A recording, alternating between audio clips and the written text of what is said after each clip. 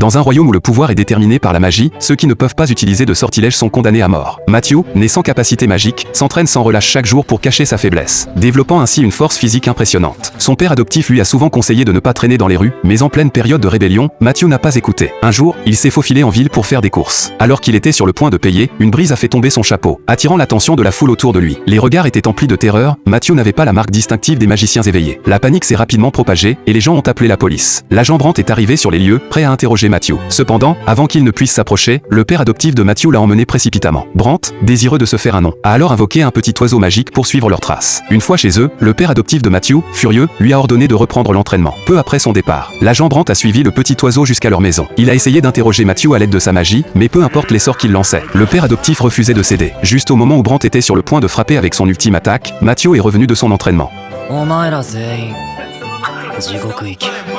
Brandt, considérant Matthew comme un faible incapable de magie, a affirmé qu'il le vaincrait en 3 secondes. Il a alors déployé un sort qu'il avait déjà utilisé pour terrasser un dragon, un sort d'une puissance surpassant celle d'une bombe. Pourtant, cela n'a causé aucun dommage à Matthew. Brandt était stupéfait de voir que Matthew avait simplement repoussé son sort. Pour le vaincre, Brandt a concocté une attaque encore plus puissante, allant jusqu'à rivaliser avec celle d'une arme nucléaire. Mais Matthew a de nouveau neutralisé l'attaque avec facilité. Il a ramassé la baguette tombée au sol, et Brandt, voyant cela, a immédiatement activé son bouclier magique, persuadé que la magie ordinaire ne pouvait pas briser sa défense. Cependant, Matthew n'avait aucune intention d'utiliser la magie en combat, il a plutôt lancé la baguette comme un projectile, réussissant à détruire la défense magique de Brandt en un instant.